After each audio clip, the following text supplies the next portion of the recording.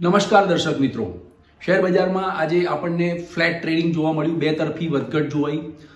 એફએનડોની expiry હતી December એફએનડોની, એટલે બહુ મોટી પોઝિશન, લોંગ પોઝિશન ઊભી હતી નહીં, પણ મોટા ભાગે આજે ઊભા જે પોઝિશન હોય એ સુલટાવા રૂપી કામકાજ વિશેષ રહ્યા હતા અને વેઇટ એન્ડ વોચની પોલિસી વધારે જોવા મળી છે. હવે મિત્રો, સવાલ એ છે કે હવે જાન્યુઆરીની નવી સિરીઝ આવતીકાલે શરૂ થશે એફએનડોમાં, તો એ કેવી રહેશે?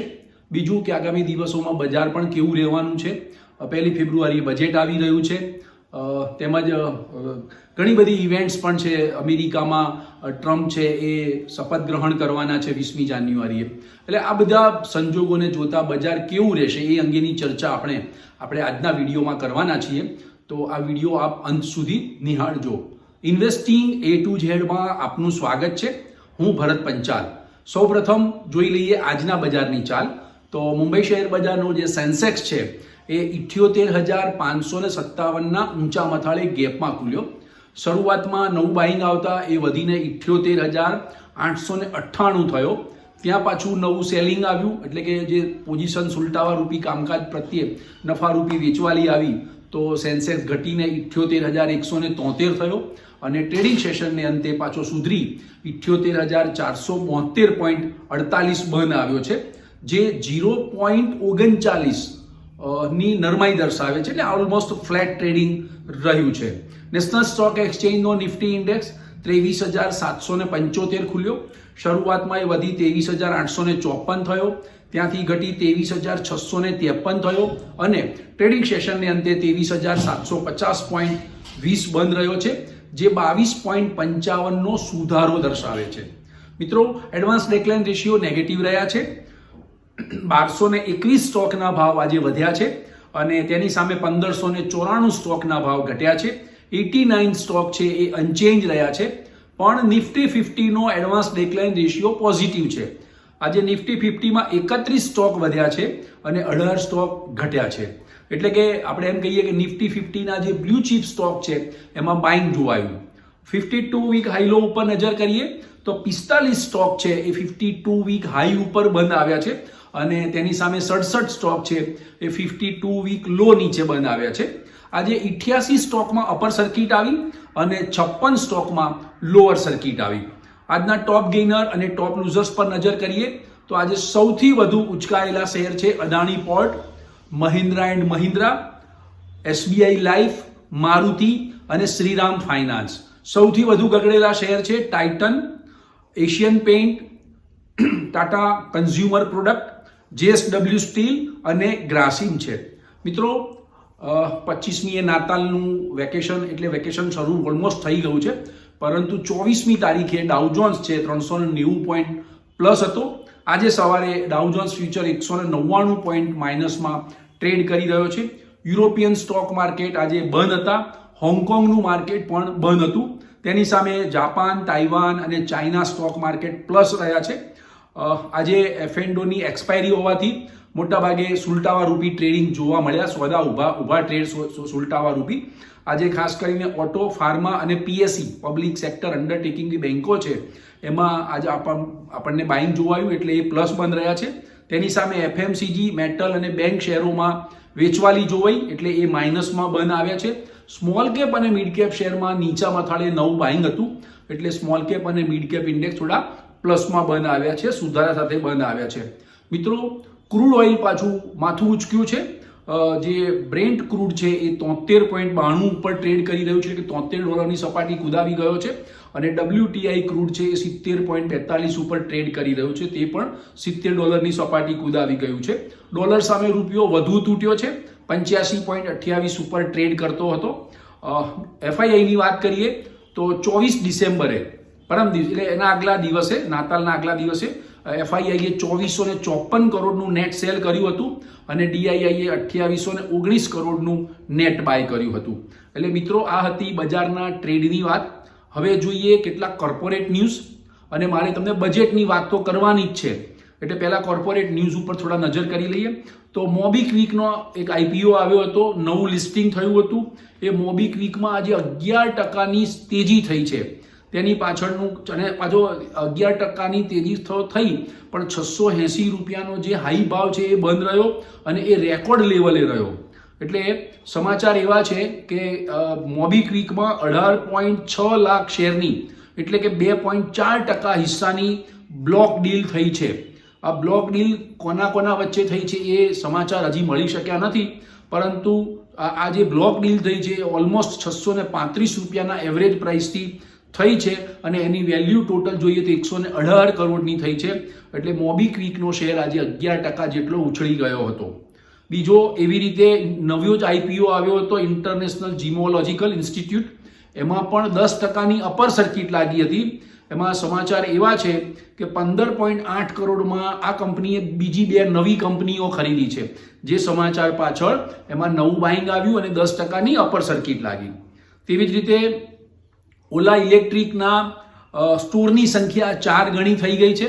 એટલે આજે ઓલા ઇલેક્ટ્રિકના શેરમાં 6%ની તેજી જોવા મળી, નવું બાઇંગ આવ્યું. રેડટેપ નવી કંપની છે. રેડટેપ શૂઝ બનાવતી, શૂઝ અને એપેરલ બનાવતી કંપની. રેડટેપ લિમિટેડમાં એક શેરે 3 શેર બોનસ, એક શેર જેની પાસે હોય એને 3 શેર બોનસ મળવાનું છે. બોર્ડે એને મંજૂરી આપી દીધી છે.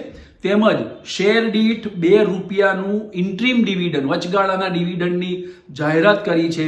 અને જે વચગાળાના ડિવિડન્ડ માટે 3 જાન્યુઆરી એ એની રેકોર્ડ ડેટ રહેશે. બોનસ શેરની રેકોર્ડ ડેટ જાહેર કરવામાં આવી નથી. એટલે આ એક રેડટેપના શેર હોલ્ડરો માટે ખુશીના સમાચાર છે. બીજી તરફ આજે ઇન્સ્યોરન્સ સેક્ટરના શેરોમાં નવું બાઇંગ જોવાયું હતું. ખાસ કરીને ઇન્સ્યોરન્સ સેક્ટર, હેલ્થ ઇન્સ્યોરન્સથી માંડીને ઇન્સ્યોરન્સ સેક્ટર, જે જીએસટી કાઉન્સિલની 2 વખત મીટિંગ મળી ગઈ તેમ છતાં એના પ્રીમિયમ પરનો જીએસટી અંગેનો નિર્ણય લઈ શક્યા નથી. ભાજપના જ સાંસદની માંગ હતી કે ઇન્સ્યોરન્સ ઉપરનો જીએસટી નાબૂદ કરવામાં આવે. તે પછી 3 મીટિંગ મળી ગઈ. 3માં આ નિર્ણય લેવાનો હતો તે ટાળવામાં આવ્યો છે, નિર્ણય લઈ શકાયો નથી. પરંતુ ઓલમોસ્ટ હવે પછીની આવતા મહિનાની નવા વર્ષમાં જાન્યુઆરીમાં જ્યારે જીએસટી કાઉન્સિલની બેઠક મળે ત્યારે ઇન્સ્યોરન્સના પ્રીમિયમ ઉપર જે જીએસટી લાગે છે એને ઓલમોસ્ટ નાબૂદ કરવામાં આવે તેવી એક શક્યતા છે. એ આશાવાદ પાછળ જ આજે ઇન્સ્યોરન્સ સેક્ટરના શેરોમાં નવું બાઇંગ જોવાયું હતું અને એના ભાવ પણ ખાસા એવા ઘટી ગયા હતા. એટલે નવું બાઇંગ નીચા મથાળે આપણને જોવાયું છે. તેની સામે બીજી વાત કરીએ તો સુઝલોનમાં ઈડીની કાર્યવાહી, એક જૂનો કેસ હતો એમાં ઈડીએ કાર્યવાહી કરીને 20 લાખ રૂપિયાનો દંડ ફટકાર્યો છે. એટલે સુઝલોન એનર્જીના શેરમાં ભારે વેચવાલી હતી અને સુઝલોન એનર્જીના શેરનો ભાવ આજે તૂટી ગયો હતો. તેવી જ રીતે અદાણી ગ્રુપના શેરોમાં આજે નવું બાઇંગ જોવાયું. તેના તમામ સ્ટોકમાં આજે ધીમી ગતિએ સુધારો આપણને જોવા મળ્યો છે. મિત્રો, 24મી તારીખના મંગળવારે વડાપ્રધાને અર્થશાસ્ત્રીઓ સાથે મીટિંગ કરી, બજેટ અંગેના સૂચનો માંગ્યા. અર્થતંત્રને વેગ આપવા માટે શું કરવું જોઈએ, જીડીપીને આગળ લઈ જવા માટે શું કરવું જોઈએ, મોંઘવારીને કંટ્રોલમાં રાખવા માટે શું કરવું જોઈએ, રોજગારી વધારવા અને કન્ઝમ્પશન વધારવા માટે શું કરવું જોઈએ, તે અંગે અગ્રણી અર્થશાસ્ત્રીઓ સાથે ચર્ચા કરી છે અને એમના સૂચનો મેળવ્યા છે. અને કન્ઝમ્પશન જો વધશે તો જ અર્થતંત્રને વેગ મળશે તેવા બધા ઘણા સૂચનો થયા છે. તેનું બજેટમાં કેટલું ઇમ્પ્લિમેન્ટ થાય છે તે જોવું રહ્યું. પરંતુ અર્થતંત્ર પર પ્રત્યે અને 2047માં વિકસિત ભારત બનાવવાનું જે નરેન્દ્ર મોદીએ સ્વપ્ન જોયું છે એ સ્વપ્નને પૂરું કરવા માટે અર્થતંત્રને વેગ આપવો એ એમના માટે એક પ્રાયોરિટી બની જશે. એટલે આ વખતનું જે બજેટ આવશે, નાણાપ્રધાન નિર્મલા સીતારમણનું 8મું બજેટ આવશે અને નવી સરકારનું બીજું બજેટ આવશે, સેકન્ડ 2 ઇનિંગમાં બીજું બજેટ આવશે. તો એ બજેટ એ વિકસિત ભારત ઉપર ભાર આપનારું રહેશે, મેક ઇન ઇન્ડિયા પર ભાર આપનારું રહેશે અને જીડીપી ગ્રોથ કેમ વધે તેના ઉપર પણ ભાર આપનારું રહેશે. બીજું મિત્રો, આજે સવારે 11 વાગે નાણાપ્રધાન નિર્મલા સીતારામને ટ્રેડ એન્ડ ઇન્ડસ્ટ્રીઝના સ્ટેક હોલ્ડર સાથે મીટિંગ કરી હતી. પ્રી બજેટ બેઠક છે, આ બધી બેઠકો શરૂ થઈ ગઈ છે. આજે સવારે 11 વાગે એમની બેઠક હતી. તો ટ્રેડ અને ઇન્ડસ્ટ્રીઝના કેટલાક સૂચનો પણ મેળવાયા છે અને એ બજેટમાં એનું ઇમ્પ્લિમેન્ટેશન થાય તેવી પણ આશાવાદ સેવાઈ રહ્યો છે. કારણ કે ઉદ્યોગોને વેગ આપવા માટે સરકાર શું કરી શકે બજેટમાં એના કેટલાક સૂચનો જે છે એ ટ્રેડ અને ઇન્ડસ્ટ્રીઝના અગ્રણીઓએ આપ્યા છે. એટલે આ 2 મહત્વની વાત છે. મિત્રો, બજેટ અંગેની આખી જે પ્રોસિજર શરૂ થઈ ગઈ છે, બજેટની તૈયારીઓ શરૂ થઈ ગઈ છે. આપણે દરરોજ વિડીયોમાં બજેટની પ્રિપેરેશન અંગેની તમામ માહિતી હું તમને આપવાનો છું. એટલે આપે આ વિડીયો સબસ્ક્રાઇબ ન કર્યો હોય, આ ચેનલ સબસ્ક્રાઇબ ન કરી હોય તો સબસ્ક્રાઇબ કરી દેજો. કારણ કે બજેટની ઝીણામાં ઝીણી વાતો હું તમને જણાવવાનો છું અને માહિતી તમારી સમક્ષ શેર કરવાનો છું, જેથી તમને રજે રજની માહિતી મળતી રહે. બીજું મિત્રો, હવે આપણે નજર કરવી હતી કે આગામી દિવસોમાં બજારનો ટ્રેન્ડ કેવો રહેશે. જાન્યુઆરી F&Oની સિરીઝ આવતીકાલે શરૂ થઈ રહી છે શુક્રવારે, તો એ કેવી રહેશે?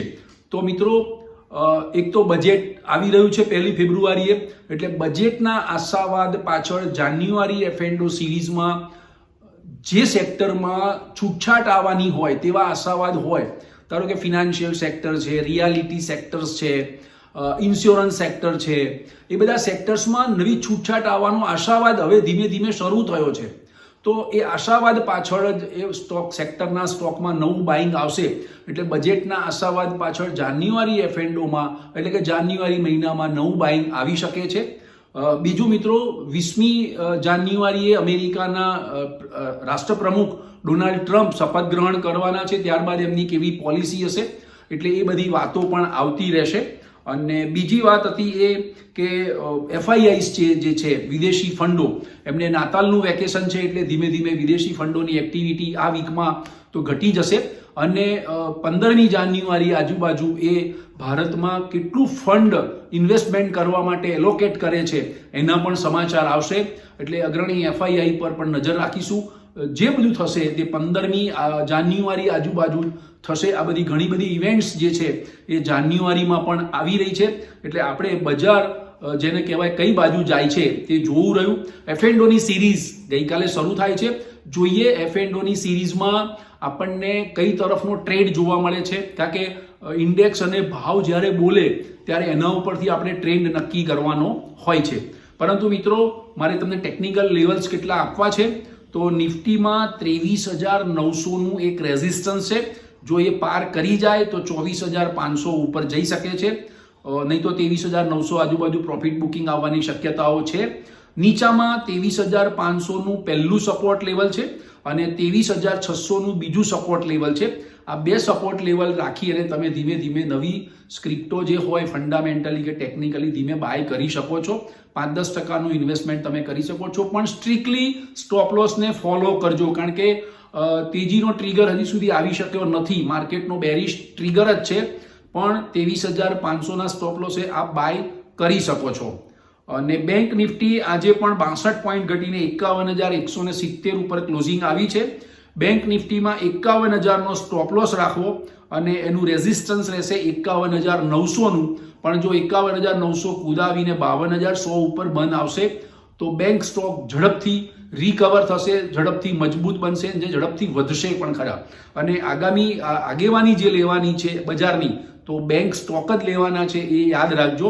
કારણ કે બેંક નિફ્ટી એ ખરેખર બહુ સ્ટ્રોંગ છે, બુલિશ છે. એટલે આ બે વાત મારી ધ્યાન રાખજો અને વેઇટ એન્ડ વોચ કરો. 2-3 દિવસ જોઈ લઈએ. આગામી સપ્તાહે અને 15મી જાન્યુઆરી સુધી આપણે વેઇટ એન્ડ વોચ કરવું જોયું. પણ નવું ઇન્વેસ્ટમેન્ટ કરવું હોય તો તમે કરી શકો છો.